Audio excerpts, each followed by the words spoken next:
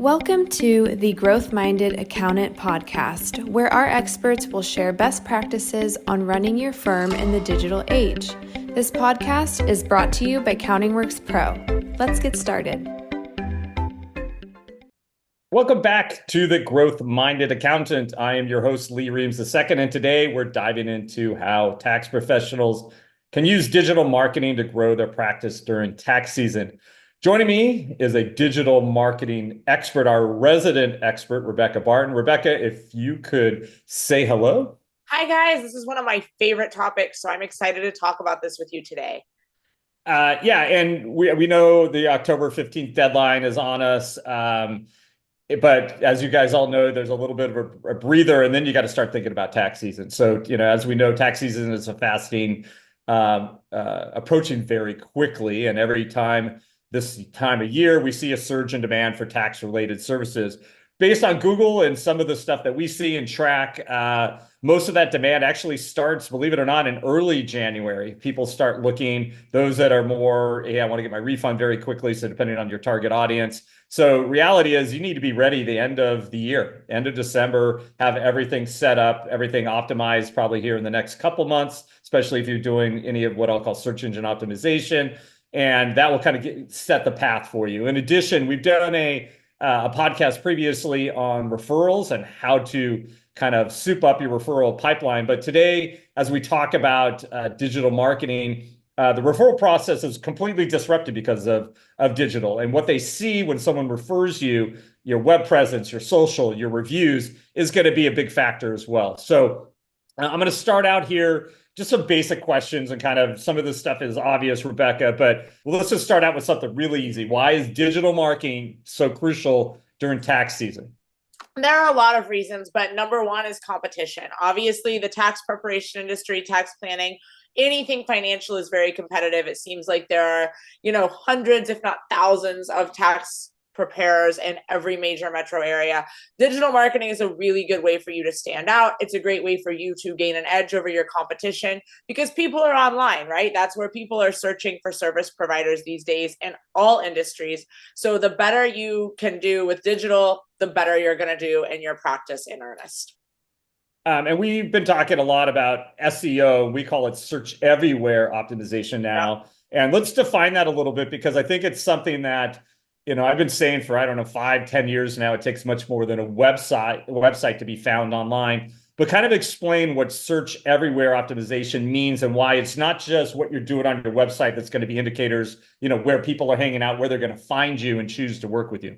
Sure. So Google's recent API leak, which I think I've hit on in a couple of our other recent podcasts, gave us a lot of insight into what Google is actually using to rank websites. Far more than your website, like you just said, Lee. In fact, the most important ranking factor of them all is your web authority, not your site authority, but your authority as a brand over the entire web. So Google's not just looking at your website. There are important things on your site. Don't get me wrong. I don't want people to think their website does not matter, because it does. But even more important than the site itself are things like backlinks, where you're appearing in other places online, who's quoting you, what other websites are recommending you, what you're posting on social media, if you're getting a lot of shares, if you're getting a lot of interaction.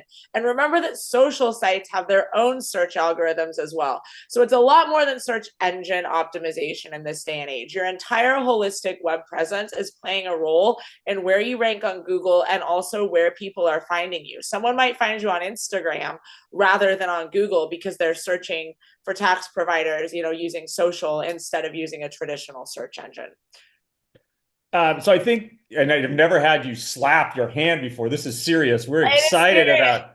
Yeah, I love it. So that means we're getting excited we're passionate about what we're talking about. So let's talk about, though, going to the basics of optimizing tax season keywords and kind of like what is a strategy for you to stand out? Because I think a lot of people are kind of just throwing everything against the wall. Are you trying to stand out, let's say, for a particular, a type of a niche? For example, I'm looking for gig workers.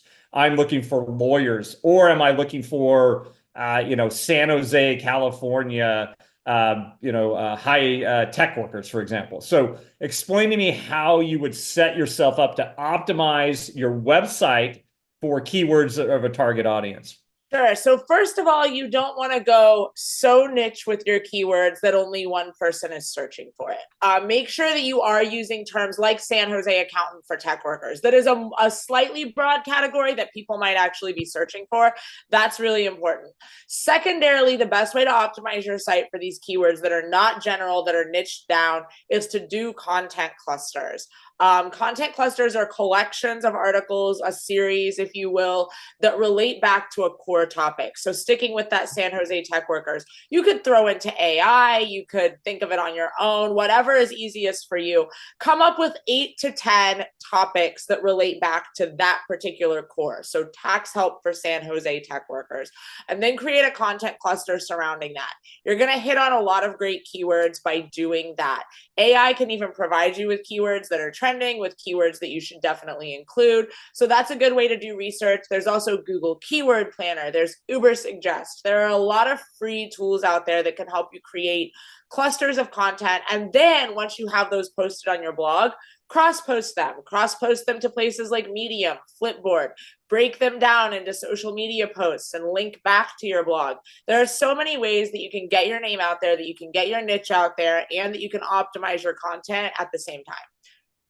So I know you know what content cluster is, but let's explain that a little, not go too much detail, but basically I think the premise of what you're saying is you start with a master article that is kind of like a broader approach to your target audience. And then you create content or blog or social posts that can be a lot of different things that are just variables within that. So maybe it's if you get in trouble and you're a gig worker, these are the most common ways the IRS would flag you for an audit. That could be like part of the content cluster. So explain a little bit of what you mean by that and what actual labor or what do I have to do to my website to actually make it work?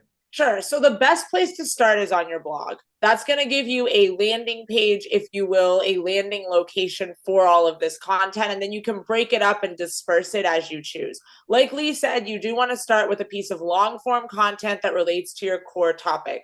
So something like top 10 tax tips for San Jose tech workers would be your core piece of content. Then you're going to break down the different sections within that piece, which is probably going to land somewhere between 1,200 and 2,000 words. And you're going to break it down into smaller pieces of content that are maybe 400 to 600 words that relate to specific things. So could be an article specifically on deductions for tech workers, an article specifically on tax planning for tech workers, home office deduction, because a lot of tech people work remotely. All of those could be broken down into their own pieces of content. What you want to do is make sure you're linking back to that main piece in every one of those articles.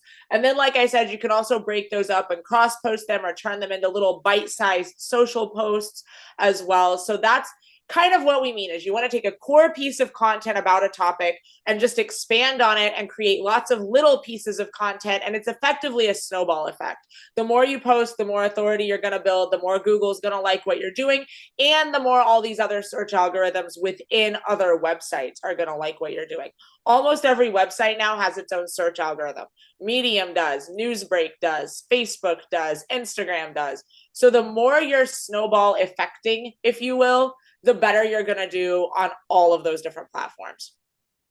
So it sounds like a lot of work, which it is, but we have tools like CountingWorks Pro's AI Assistant. Obviously, we have our marketing concierge that does a lot of this for you. Yes. But let's say, okay, I've spent the time, I went and created my own content cluster. I have great content, but how do I get people to find that? So obviously, if your blog is well put together, has the right meta titles, descriptions, H1s, it's technically correct, it loads quickly, it's mobile friendly, Google will recognize it and hopefully index it. But how do I boost that? What would be a strategy for me to get more people to my content cluster? And then you keep saying this word authority, and I think you should probably kind of play into that a little bit, and how Google looks at authority. Definitely. So Google looks at authority in a few different ways. One of them is how well you're respected online. So that could be you've been quoted by Forbes, you've been quoted by a local news network, you're writing content that's getting shared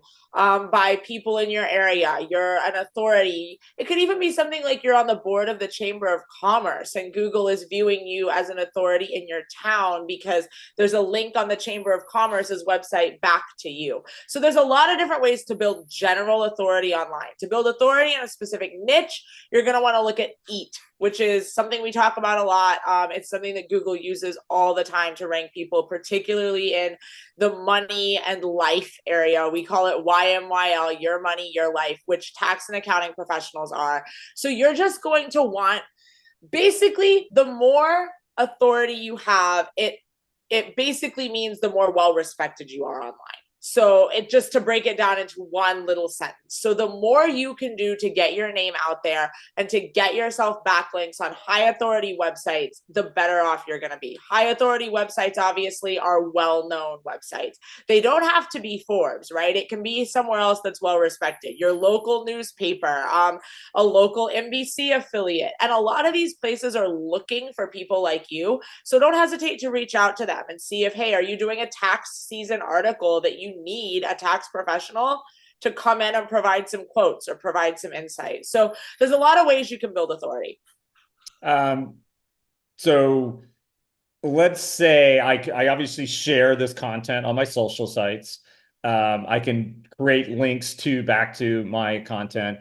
Obviously, we have tools like taxbuzz.com where you can actually write your own content. So you could theoretically, that could be in your content cluster, but an inbound link from TaxBuzz, high authority, tax-related website. Google looks at that, follows it back to your content. I think that would be another nice signal. So a lot of what we're talking about, it sounds like a lot of work, but I think we need to just address kind of this evergreen content effect and how it kind of builds upon itself. So while you're investing in doing this over years, sometimes this content gets ranked higher and higher and you even get more traffic. So kind of explain what evergreen marketing is just real quick, and then we're going to move into kind of the targeted paid type of ways to go. Sure. So this kind of goes back to what I was saying about the snowball effect of content. So the more you post, the better you're going to do over time. Evergreen content often are those pillar pieces. So like that core article that we talked about, that's going to become a piece of evergreen content. Going to be highly optimized, long form, over 1,000 words about a specific topic. It's going to have a ton of keywords, a lot of rich content that's providing value to people who are interested in that topic. Over time, as that article sits on your website and sits on Google and gets shared and just builds authority and gets more and more readership, it is going to help you build that authority that we're talking about. So think about, for example, if you write 10 pieces of pillar content about all of your services over the course of 2 years, 3 years, 5 years, think about how that's going to help you as people read it. So it really is a snowball effect. And it doesn't feel sometimes like when you're starting out that it's doing a lot of good, but I promise you that over the course of time, you will see a return from doing this work. Yeah, and we have clients that are ranking number one for over 100 different sets of keywords, long tail different queries, and it's purely because of being there, consistent, and having these type of content clusters. It takes time, but it's much better than blowing your entire budget on a Google AdWord campaign, for example. So a couple other things to think about. Make sure these are other signals. So you might create the greatest content cluster ever. Make sure that you show yourself as an author. Make sure the schema is written correctly. That's telling Google, I am the author, I'm the expert. It kind of assists in that. Make sure your website is SSL secure. There's, believe it or not, still, even though every mandate by the IRS and FTC says you need security 2FA for your portal or any document sharing, there's still a lot of accountants and tax pros that are neglecting that. But these are also signals. And then I'll go into the speed of your website. How quickly does it load? These are things that you might create this great content, but if you have a really clunky site that people are bouncing on, meaning they're leaving once they arrive at your site, that is going to hurt you. And you're going to kind of like fighting yourself, with what you're doing, just your own actions. And we have some clients who have created just this insane navigation and deep websites, and they're, I look how much traffic I'm getting, and we're trying to explain to them, well, about 98% of that is bot traffic. That's just destroyed your site. So it's not really targeted traffic. So what we're trying to do is say, hey, let's figure out a way to focus. Let's create content around that and get targeted visitors that you actually care about, that are going to convert, and then you're going to have content that is resonating with them. So we've talked a little bit about the niche side. I do want to go into the local side a little bit. So someone might say to me, well, I don't want to, I just take, any types of clients, but I just want to be the best CPA or the best enrolled agent in San Diego, for example. We're going to stay West Coast. No Indiana stuff today, no Boston stuff. So now we're in San Diego. How would you go about doing a content cluster that might have local signals to Google? So you can do things like geolocate yourself by mentioning neighborhoods, mentioning major crossroads, mentioning major businesses that are there. You could mention, stadiums, anything that's going to tell Google, hey, I'm here and I know this area. You can also write things about industries that are big in your region. And one thing I've done for people before, like when I've been freelancing or things like that, I've helped them build content clusters based around the history of a particular industry in their city. So you might even start with a piece of content that is literally like the history of professional surfing in San Diego or whatever it may be that is key to that area, and you have a lot of clients who are in that industry. You can kind of build a history of it, and then as you go, get into the finances of it and how you can help them. So there's a lot of different ways you can build content clusters surrounding a specific city. You can also just do a lot of targeting in regard to city names, like we were talking about with San Jose, and within those articles break it down by, mention if you live in this neighborhood, or we help clients who work at, name different tech firms that are in that city. So there's a lot of different ways to do it. It kind of depends on who your audience is and what kind of personality your firm has and what works best for you. And if you're active in the community, let's say you're sponsoring your local schools sports programs, a lot of them are hungry for money. So, maybe you buy a banner, but you can always request, hey, can you mention me on social media? Can you add me as one of your sponsors and a local link back to my website? Those are local indicators. Those are really good, powerful backlinks. Those will help you with Google and the rankings as well. And if you think about it, you're helping your community, you're bringing awareness, but at the same time, believe it or not, those backlinks might be worth more than what you're paying for that banner around the school pool or whatever. So I talked a little bit about the referral side. I know we've done an entire podcast about that, but I think it's really important. How do I get more referrals from my current existing client base? So your existing client base is your goal, right? That's your biggest asset. We recommend that you segment the lists based on whether that be niche, specialty, complexity, the amount they're paying, the tax prep versus tax planning. And from there, do some pre-tax season outreach. So it can be, hey, we're preparing for tax season. It could just be, these are some notes I want you to do to make our tax appointment as successful as possible. Do some pre-tax season outreach to these clients, but at the same time, kind of to say, hey, my practice is built on happy clients like you. If you have any other friends or colleagues or coworkers who, are struggling and not getting as much from their paycheck as they would like, have them reach out to me and make it easy for them to refer through your outbound marketing. So this kind of leads into a little bit of how to do that as far as like identify, maybe writing, like what kind of content should I send out? I kind of gave some good examples, but really is you want to email market to your client base during tax season. Guess why? Because it's top of mind for everybody. And the more your face is out there, the more your name is out there, and you're making it easy for them to mention you or top of mind, it's going to really build the referral pipeline. So kind of add a little color there if you can, Rebekah. Yeah, so I think you hit on a lot of great things, but one thing that I want to add is that you want to make this easy for them, right? People don't want to jump through a lot of hoops in order to do a referral. So having a referral page on your website, for example, where they can just simply send off the information about the person and then you take it from there is a really great tactic. And we touch on all of this in our referral podcast as well, but also giving people something they want. So offering $50 off tax preparation for both the referrer and the referee can be a good tactic, or something of that nature where you have this pipeline that provides the referrer with something that they want, with an incentive. Incentivizing people is huge when it comes to referrals. So those are just a couple little things I would add, but I think you touched on a lot of the key points already with the referral process. 100%. The lowest hanging fruit is make sure you have an email marketing newsletter, a monthly newsletter that is being pushed out to your clients. We have one at Accountable Pro that kind of runs on autopilot. If you wish, you can target the content, but it is the fastest return ROI on any investment that you make.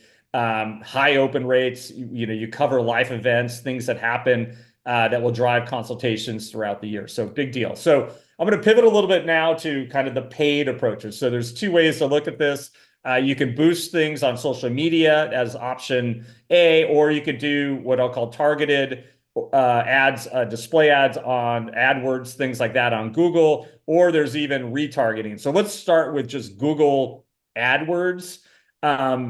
My experience with those for tax and accounting pros has been fairly negative for most practices. And the reason I say that is you just don't have the budget. You don't know what it costs to acquire each client. In certain markets, if you get really good at what you're doing, it completely 100% can work. I have seen more than way over 50% who have failed or quit when it's too early. They haven't even optimized their campaign yet, and they blew through several $1,000s, and they're like, what do you mean it's $15 a click? And you got to remember that you're competing with the major brands that this is a rounding error in their budget. So they're there just to protect their turf. So that is my point of view. We have tried it out with lots of clients. We kind of stay away from it. We've been so successful with evergreen marketing and all these other approaches with your current database that why would you blow through money and give it to Google? But kind of what is your feelings and insight on that? I largely echo your feelings. So Google AdWords is a struggle. Also, within the Your Money, Your Life space in particular, a lot of people don't trust sponsored ads because they feel as if you're having to pay to be sponsored, you're not ranking well on your own. Maybe you're not legitimate. Maybe you're not good at what you do. Whereas if you're ranking well organically, you're going to have more trust automatically than if you're paying for sponsored ads. That said, if you want to run a campaign during tax season, you're running a special offer, you're trying to pull in people from a specific industry, something like that, social media ads can be a better option for a few reasons. One, you can put as little as $50 or $100 behind a campaign, target your city or even your neighborhood, and get a better return for your money because there's fewer competitors. Whereas with Google, like you said, Lee, you're competing against H&R Block, a major brands that just they don't care how much they're spending. And then secondarily, the way social does sponsored posts is a lot more organic. You don't log on to Instagram or Facebook and see 5 sponsored posts immediately. They're organically woven through your feed. So there's a chance that people will already be sucked into what you're offering before they even realize it's a paid ad. You link that back to one of our landing pages, for example, that has a lead form right there that's highly targeted. That can be a way to do paid advertising right. AdWords, I definitely steer people away from. I have helped people do some more successful social campaigns, especially when there's a special deal. We run a lot of like bookkeeping specials. I'll have clients who change it out seasonally and they run a different bookkeeping special every quarter, that type of thing. So there are ways to do it, but definitely think it through. Don't just start throwing money at these ad platforms before you have a really good strategy.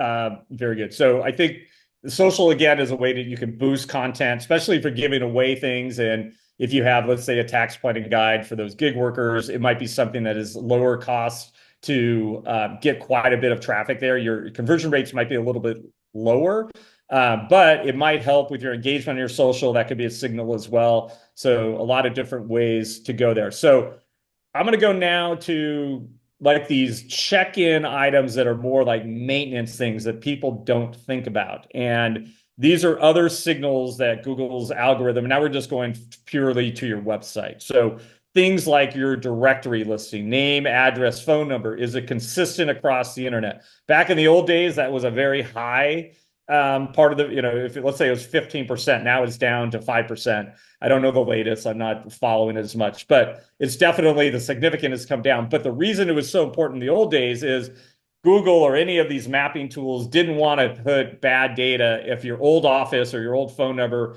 that's not going to be a good search experience for your clients and or you. So make sure that your directory listings are up to date. They have all your current information. If you have moved, if your address changed, your suite changed, make sure that you're submitting that to all of your directory sites. We do that for our VIP clients as part of our service. There's a lot of different tools out there you can pay directly to do it. If you just started with your Google profile, I think that would be a great way. So there's low-hanging fruit there. So make sure your name, address, and phone number is correct across the internet. Get reviews and get lots of them and get fresh of them and keep a velocity of them. So just real quick, I always say it's the best salesperson is your clients. They do the talking for you. They do the selling for you. They use words and terminology you would not use in your own marketing copy. And it's more of a narrative style, right? So people, these words and these stories are first person and they resonate with your audience. So just like a regular referral, reviews are the modern day digital referral. So what would you do, Rebekah, to get a bunch of reviews, 5-star reviews before the upcoming tax season? So one thing is to just send review campaigns, right? Like we have them built out, pre-built for you, pre-written within the Accounting Works Pro platform. That's a great way to do it, is to just ask people, hey, if you've had a great experience with us in the past, would you mind just leaving us a 5-star review? Takes people 2 seconds if they're willing to do it. You can also post on social asking for reviews. You can send texts to existing clients who haven't left you a review. There are a lot of ways to ask for reviews. I do want to point out it is illegal and unethical to pay for reviews. You can't say, hey, I'll send you $50 if you leave me a review. But one thing you can do is enter everyone who leaves you a review into a drawing. So let's say you have like a $50 Starbucks card and one person who left you a review over the course of a month or two wins it because you put all those names in a hat or a randomizer online. That can be a way to incentivize people to leave a review while remaining fully legal and ethical. So that's something that I've had clients do before, just to kind of drum up a little bit more interest if you're struggling to get reviews. But if you aren't really struggling to get reviews and you just haven't had time, sending review campaigns and sending texts are the 2 best ways to garner interest. Rebekah, you have your lawyer hat on. So I'm going to preface what she just said. Some states, believe it or not, consider that a sweepstakes, and you may be in violation of some obscure law that you've never heard of. Yes, you can make your own decision based on, your own. If you're worried about people coming down on giving away a $50 Starbucks card for a promotion, that's on you. That's your decision, right? But I just want to pause. No, I'm glad you said that, because I have had clients do it, but it does depend on the state and it depends on even your city and a lot of different things. So definitely look into it. But by the way, it works. So it's a good way of doing it. So I'm now going to go to something that some people have heard of, others have not.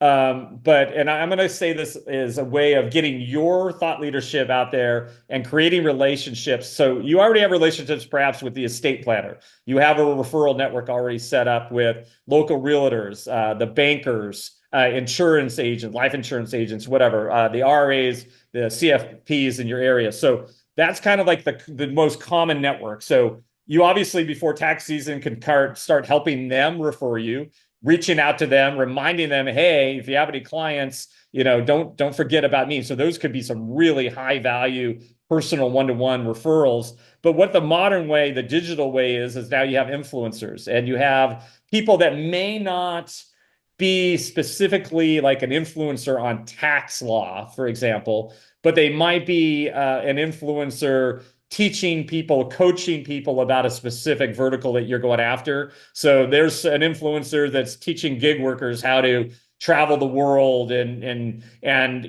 from there you come in as like the expert and you're giving the tax angle and you're able now to create relationships with these influencers. So explain a little bit what influencer partnerships are, how you would reach out to somebody, whether that be in a vertical locally. Again, locally, it could be someone that just covers Newport Beach, California, right? So who is that person? How can I now create a relationship for them? All you need is them to mention you once or twice, and it really helps. So explain influencer partnerships. Absolutely. So influencer partnerships are very easy, honestly. Influencers are always looking to collaborate. That is their bread and butter. Collaborations are what they do. So if you know of someone in your local area who does like things to do, or they're constantly posting news or that type of thing, that can be a really good place to start. Or like Lee said, if you have a particular vertical, a particular niche. So the gig economy is a great one because it's super popular. Lots and lots of people out there wanting to travel the world, be a digital nomad, all of that kind of thing. So if you specialize in helping people who are freelancers, who are, even just remote workers who are wanting to become digital nomads, that can be an excellent niche. Get on Instagram, get on TikTok, get on Facebook, look up the names of people who are doing these things. Remember, these places function as search engines now. So you can literally type in digital nomad tips and it's going to show you the biggest influencers in that field. Now, you may want to scale down at first and start with people who are micro influencers who have, more like 3,000 to 10,000 followers, but they have a very highly engaged following. Those people can sometimes be easier to get a hold of than like a major influencer who has 2 or 3 million followers. Just literally DM them. That's as easy. It's as easy as that. Some people even have like an email address in their bio that says for collabs, email, and you just shoot off an email and they'll get back to you. But just messaging people on these platforms can be a super easy, completely free way to get a ton of following. And also, you don't always have to pay. I think there's kind of this misconception that when you do influencer marketing, you're going to be out a ton of money. Some of them will be willing to trade.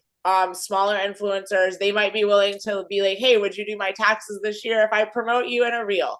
You can just trade off services in some cases. And in other cases, you might be looking at $100, $200. You're not always going to be spending thousands and thousands of dollars. So I just wanted to say that because I think people get scared off by this idea that you're going to have to pay content creators a ton in order to get any exposure. And that's simply not the case. Awesome. So before I start wrapping this up, I know we could talk, this could be a 3-hour podcast and people would be bored of us for sure, but we love the passion. One of the things that I think is another maintenance item that I often find the biggest problem with almost all of the new clients that we bring in who are not performing well is a very lack of focus, a lack of brand positioning, a lack of target audience on their actual website. So we have lots of clients who have the most generic, boring, same website that everyone else has over and over again. And it's just, you're going to be a generalist at that point. You're going to be working lots of hours. You're not going to be attracting high value, high paying clients. There is a method to building strategy around this. So kind of, again, we don't want to go into a whole nother podcast here, but let's just talk about if you looked at an audit of a tax pros site before tax season, what would you look for? What would you try to help them improve? Maybe that be the headline, the calls to actions, the images themselves, make it less generic, more specific. So explain your process in the way we do our marketing concierge. Sure. So this goes back to a lot of personality. You always, I'm sure if you've listened to us before, you've heard me talk about think of your firm as a person. What do you want it to exude? What personality traits do you want your firm to have? So that's where I start with people. Like, who are you? Who is your practice? And then from there, we kind of sort through, okay, what tone do we want to use on the site? I have some clients who want to be very professional, others who want to be a little bit more playful and fun because they're working with content creators or gig economy workers or people who are more creative. So it all kind of goes back to who you're trying to reach. And you want to use copy that's going to resonate with them while also, of course, keyword optimizing your headlines, your subtitles, all those kinds of things. And then as far as imagery goes, don't use stock images, please, if you can help it. Hire a lifestyle photographer to do a 30-minute session in your office, in your home office, even of you at a coffee shop where you like to work, and use those images. Have them shoot some B-roll. Instead of using just a photo of a random coffee cup on a random desk, use your coffee cup on your desk. It's going to be one of a kind. It's going to be something that nobody else has, and it's going to look a lot more personal and inject some personality. People want personalization in this day and age. We're used to highly personalized, highly customized services because technology has made it possible for us to get that at pretty much every touch point.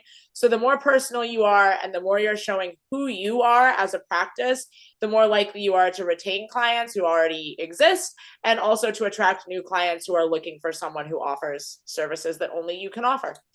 Yeah, people like to hire people they like. They like to work with people they like. And I think it's more important than ever. A lot of relationships, I don't want to call it intimate with financial strategies and tax law, but you know a lot about them. It is a, I know obviously thousands of tax professionals, and I've seen a lot of them are your friends. and you want to put that personality out on your website and your digital assets. It makes a huge difference. In our analytics side, we can tell the difference very quickly. The people that are doing well show personality. They have their own pictures. They're not afraid. They're not hiding behind generic stuff.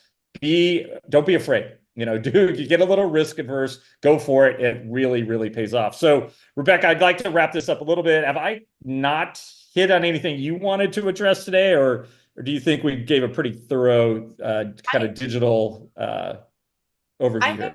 I think we've touched on everything major. I think we've kind of given you guys the roadmap. If you have specific questions and you're interested in talking to me or my team, we'd love to chat with you about digital marketing or your digital footprint and how to kind of create a more holistic web presence. We're here to help if you're interested in that. But other than that, I hope this was super helpful for you. Rebekah, you used holistic. That's like the new trending word. So, which is wonderful. So again, we are accountingworkspro.com and taxbuzz.com.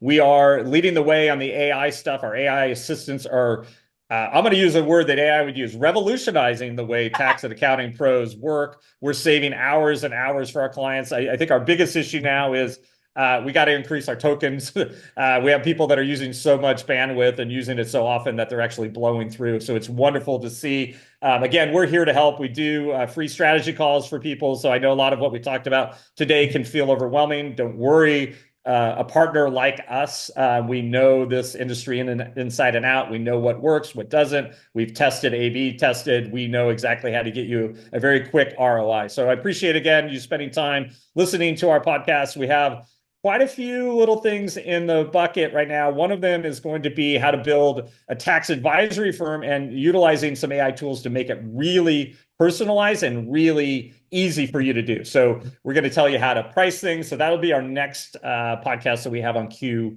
for our next edition. So again, thank you again for spending time with us.